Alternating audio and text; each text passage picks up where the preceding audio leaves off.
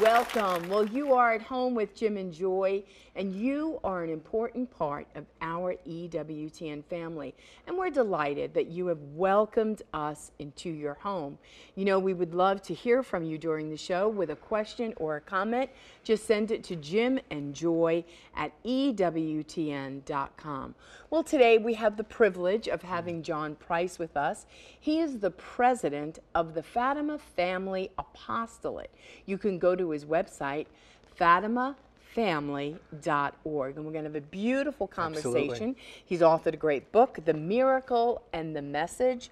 So beautiful, 100 Years of Fatima, and just really the spirit of the children, how God called them, used them to speak a message to the whole world. You know, in our Sunday readings on Sunday past, there was that passage in the gospel, and a part of it spoke about how the apostles were discussing among themselves. They didn't speak, but Jesus knew it, you know, who was the greatest and so on. And I think there must be a couple of renditions of that, because in last Sundays it spoke about Jesus then taking a child and putting his arms around this child and saying, anyone who receives this child receives me. There's another portion of scripture that speaks about, you know, humble yourself and become like a child. The child is the greatest in the kingdom of heaven. Be like that child. Either way, Christ's focus upon the child and the least and the weak and their greatness, and how we should to some degree emulate their willingness to learn or to be open, to be vulnerable. And I just thought, wow, you know, how important in the midst of this world that seems to be growing to hate children. You know, don't have a child at any cost. Just don't have a child. If you do have a child, then you have the right to abortion. And here Jesus puts the child right in the midst. Here in this time with Fatima, 1917, he puts 3 little shepherd children right at the center of the world. And Our Lady appears to them. The angel of peace appears to them and gives them a message that's a message for the whole world that continues on, this message of repentance and reparation and praying for peace. And I love the prayer that the angel of peace gave, and I just wanted to share it. They were taught to pray this way: my God, I believe, I adore, I trust, and I love thee. I beg pardon. I beg pardon. These are children praying. I beg pardon for those who do not believe, those who do not adore, those who do not trust, and those who do not love thee. And Bishop Baker, at our confirmation of one of our grandchildren, had all the children together. Thank you, baby. You got it. And he was saying to them, he was calling these young people ready to be confirmed to be intercessors. So you need to be intercessors like these shepherd children. Here's the prayer the angel of peace gave to them. You need to intercede. You need to pray. You need to be witnesses in this day as young people. God's raising up child saints today in the midst of our not wanting children, killing our own offspring. God have mercy. He will forgive us. But this is an evil. God's raising up saint children in this day. Powerful. Well, and in our journey, we're old, we're not children, but we need to be childlike, being docile, having our ear close to God's heart, and just in our own formation, always on this journey, just saying, Jesus, keep me pure, keep me holy, and that I too would be able to hear and obey and cry out for the world, that I too can be an intercessor. John Preiss is here with us. He's heading up the Fatima Family Apostolate. That's fatimafamily.org. You're not only going to hear about the message of Fatima, but the way you, as an individual, you as a married couple, you as a family can plug in and be part of a great intercession, that all of the fruit of the Fatima apparitions would come to pass in this time, in the great battle between the kingdom of Christ and Satan. Christ will prevail. We'll be right back. Please don't go away.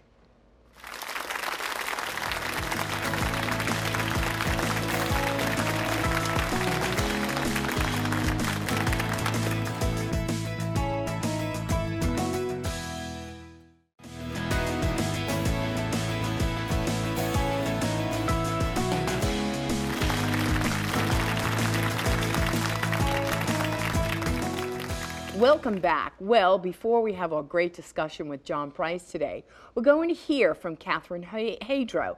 Now, Catherine is the EWTN Pro-Life Weekly host, one of my favorite shows. Now, Catherine, you have an interview this week with Congressman Vicky Hartzler. What will you be discussing with her? Hi, Jim and Joy. I'm here in Washington, D.C. with a preview of what you all can expect on EWTN Pro-Life Weekly. It's a packed show. This week, we speak with Congresswoman Vicky Hartzler about her concern over the FDA's contract for tissue of aborted babies. We also have a discussion about the pro-life movement in Puerto Rico right now, including an important piece of legislation we want you all to know about. Also on this week's program is a story that has captured my heart and I'm sure will move you all as well. A family opens up about the loss of their daughter and shares that even though she lived a life with disabilities, her life had great value and worth that changed them forever. I can't wait for you all to hear their story, but remember, before the show even airs, you can already take a step to be involved in the pro-life movement. Go to prolifeweekly.com to see what this week's call to action is, and you can make a difference from your own home. I hope to see you all on EWTN Pro-Life Weekly this Thursday night at 10 p.m. Eastern and again on Sunday morning at 10 a.m. But for now, back to you at home. Thank you so much, Catherine. Well, I bring to you John Preiss, who is the president of the Fatima Family Apostolate. You can go to their website, fatimafamily.org. Well, John, we want to welcome you to At Home. We're delighted that you're here, and you're going to tell our family a little bit about you, your marriage, your children, and how you got involved with this Fatima Family Apostolate. Okay, well, that sounds great. How long do we have? First off, I was married, we've been married 17 years now. My wife is Teresa. We have 8 children.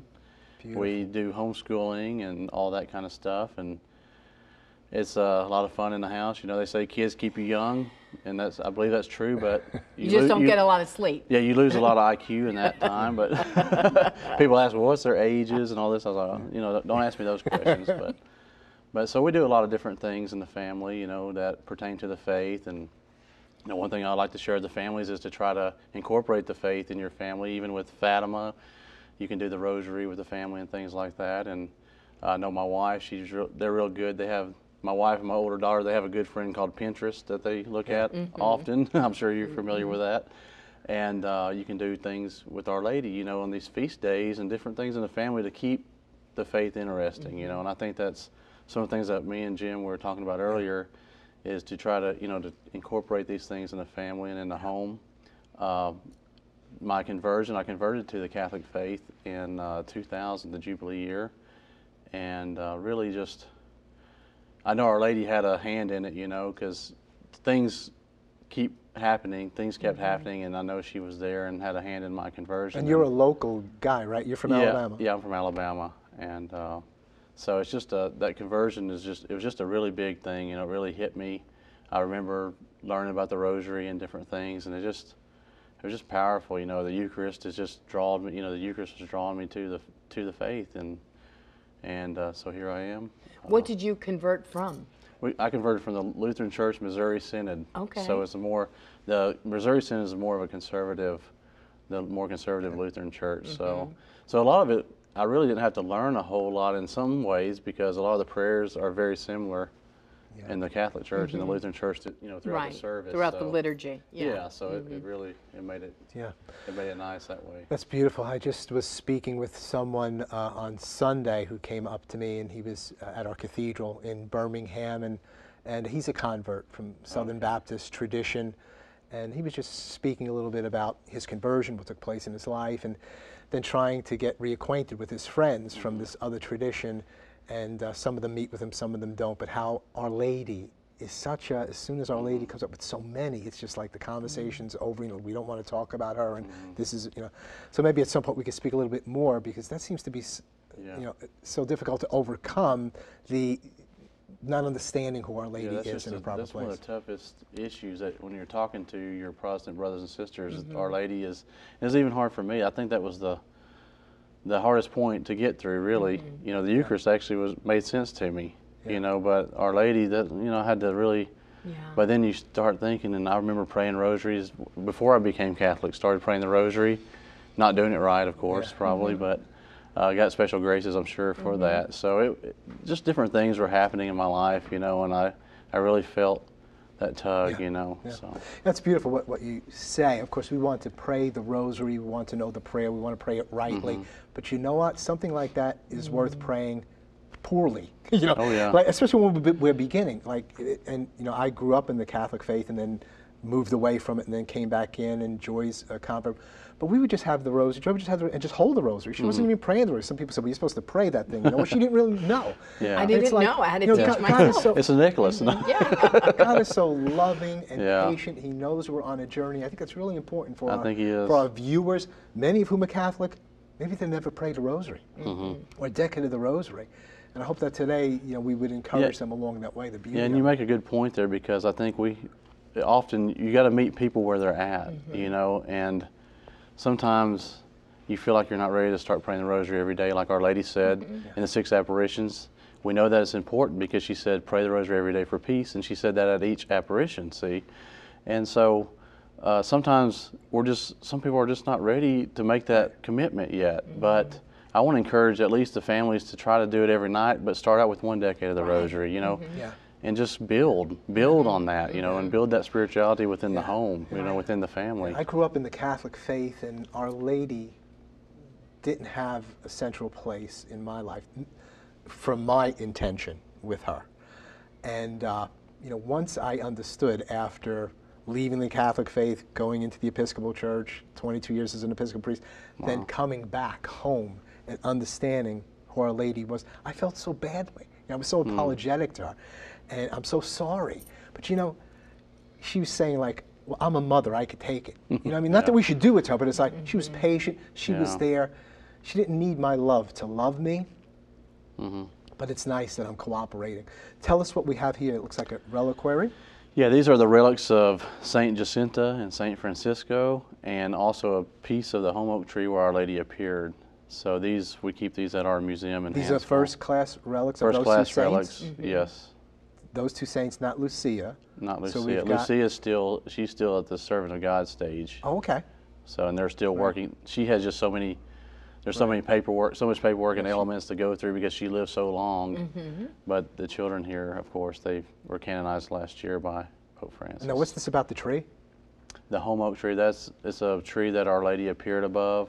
Wow. And so that's just a piece of that tree. So. And how did you acquire this? Father Fox, our founder, had the relics, and the beautiful reliquary was given to us by a Monsignor and Walter who live close by. They donated this last year for the 100th anniversary to us. Absolutely beautiful. What a privilege. Thank you so much for bringing it. Share with us a little bit about the message of Our Lady of Fatima. Okay. And I know you have a special place in your heart for this message, and especially how it relates to the family, but share with us your perspective on this. Well, the message of Fatima, you know, it can be used in our daily life, you know, our daily spirituality, and that's what I love about the message. When I first met Father Fox, he was always talking about Fatima, you know, and I'm thinking, why is he always talking about Fatima? You know, we have the Rosary, we have the Eucharist, we have the church, you know, all these things. But then when I started reading more about Fatima, this is the message. You know, the message that what we're doing in the church, our prayers, the Mass, adoration, penance, sacrifice, reparation. This is our Catholic faith, you know. Beautiful. So I was really impressed with when I started really digging into the message. I started to understand that. So really the nucleus of the message is to first pray the Rosary every day for peace. That's what Our Lady said to the children, the 6 apparitions. To wear the brown scapular, which is saying that you are consecrated to the Immaculate Heart of Mary. And third, doing the 5 first Saturdays, which is for the reparation, which is Mass, the Eucharist, and praying the Rosary, and going to confession. You can go to confession 8 days before or 8 days after to fulfill that first Saturday obligation. So what I tell people too is that was one of the biggest elements right now that we're dealing with. Like in our society, we have these issues that is going on with the abuse and you know, the abortion, the homosexuality. It all stems back to the family. This all comes back to the family, and the message of Fatima can help us with that because Our Lady's telling us, do penance, pray, do penance, and make sacrifices and for the conversion of sinners. Yes. And so if we can get this first Saturday devotion really going in our parishes, it'd be really great if we can do that, throughout the world, get it more. A lot of people are doing it, which is great, but we need all the parishes doing it. And like I tell the priest that, when we talk to a priest about it, here you have your parishioner, if you get them to do the first Saturday, they're going to confession automatically once a month. Yeah. They're making an extra mass, they're saying a rosary. So you're getting all this stuff going, and it's powerful if we can all get it going and do it together. And what a blessing it is to each parish family, even if there's just a couple in the parish that are desirous for this, but what a blessing it is to the parish. I mean, anything that happens, that's happening in our domestic church, is going to be a great blessing to our parish family, to enrich all of our faith, where we can say, wait a minute, I'm growing closer to the Lord, which is the journey. And so you may have been a Christian 20 years, a Catholic, and you never prayed the rosary, and okay, it's time to learn. Let's start. Don't think, I never did it, so I can't do it. Well, let's start somewhere. A lot of people too think, Our Lady said, pray the rosary every day for peace. Yeah. It sounds too easy, don't it? I mean, people we automatically as humans, we think, That's no way that's going to work. Right. That's too easy. And peace is a grace. I mean, God wants to give you his personal peace, so you have that for your own person, so that you're not anxious, so that you're not worried, so that you're not fretful. God wants to give you peace, that you have enough peace and grace for that day. Peace in your marriage, peace in your family, peace in your workplace, peace in the world. Yeah, and that's what Sister Lucia made that statement at the end, because in the beginning, when Our Lady said, peace basically from war, right? Because they were going through a lot of different things at that time in 1917, a lot of fighting and wars and things. And towards the end of her life, she said, the peace that Our Lady's talking about now is the peace within our hearts. And just what you were saying there, peace within our homes, peace within our families. And you can, like anybody, you can say, well, we can say the rosary as a family and we can do this and this, but you have to live it. You can't say a rosary every day and go out in the world and be the same person. Right. You have to change. You know, there's a conversion that has to take place, a spiritual conversion. And so what we try to promote in our apostolate is to try to, encourage people to pray the rosary, wear the scapular, do the 5 first Saturdays, and we encourage them to pray. We talked about the prayer groups. We have different elements where they can do prayer groups within the home or within groups, within each other. So it's just really promoting that message and making it a part of your everyday life, not just something that you do later or say, wow, Fatima, that's a nice story. There's more to it. Yeah, well, what I like about your concept of an apostolate, because we often hear about the message of Fatima and it's just so moving and we can apply it as best we can, but you really give people an opportunity to be a part of an association and to encourage one another. Do you offer materials to help them move along in this? That they can all what feel they can connected? do. What they can do is go to our website, fatimafamily.org, and we have 2 books that we usually give to our members that want to become a member. It don't cost anything to become a member.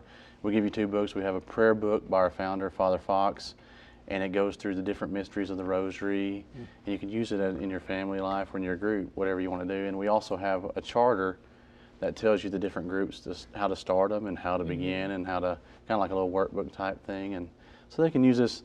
And I want to encourage people, just if you're a family of 8 or 10 or whatever, that you can do this right in your home. You don't have to go outside. You can do it within your family too. You don't have to go out, because we want to encourage people that have large families to stay at home. You don't be going out here.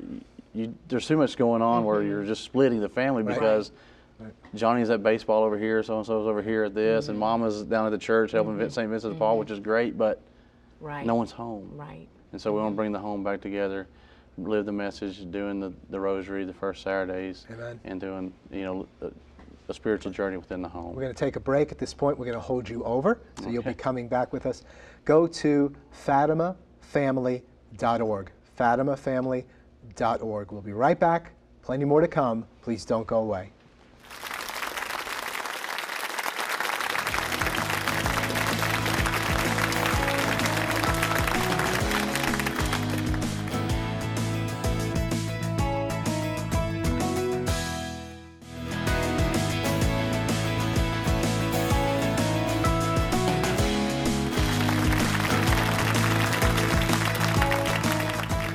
Welcome back. Well, we're here visiting with John Preiss, but first we're going to go straight to Rome to hear from Joan Lewis, who is just back from her fabulous trip to Hawaii.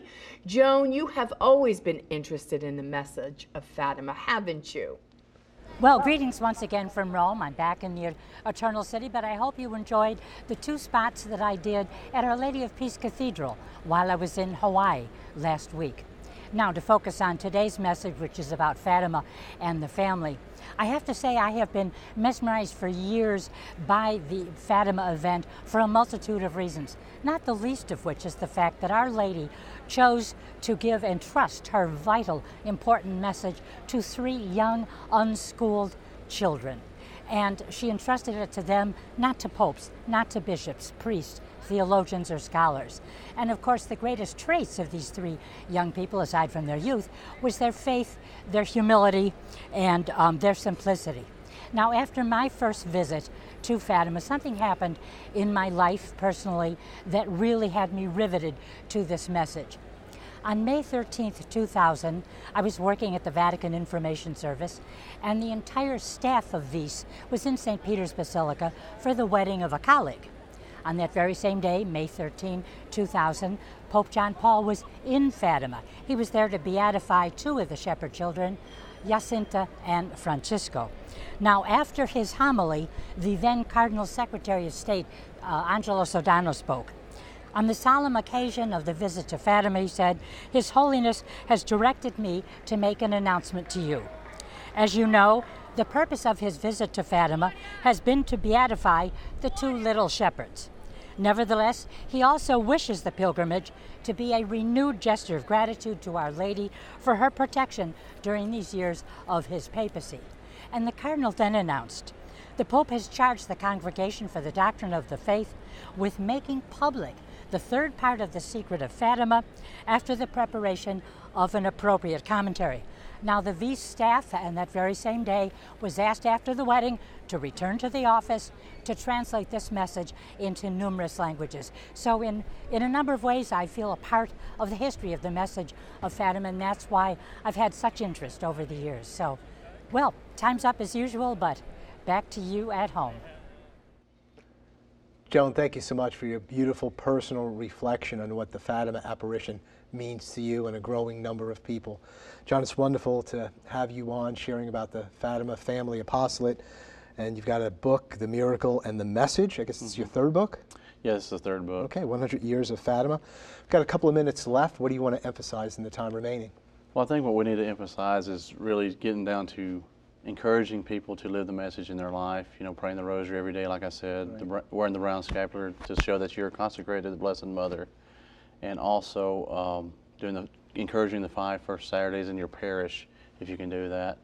And like I said, you can go to our website if you need more information about the message of Fatima. We have all the information there at fatimafamily.org. But one thing we have coming up is the October 13th apparition. Pretty soon, it's coming up on us.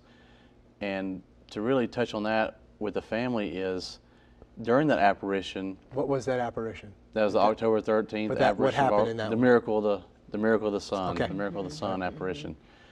And so many things happened during that apparition, and there's some appearances. Well, the Holy Family appeared during that apparition, and then Our Lady of Sorrows appeared right after that. And what Father Fox would tell me, and what a lot of the Fatima scholars would say, is that that was just kind of like showing the breakdown of the family.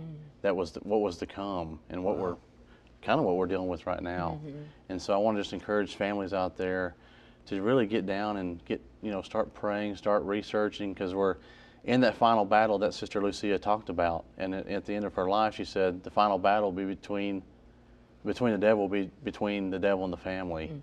And I think we're at the beginning of that stage. So we really have to work hard to combat that through this message of Our Lady, what she's given us through the Rosary, the Scapular, the first Saturdays, and the meaning of prayer, penance, and sacrifice, making reparation.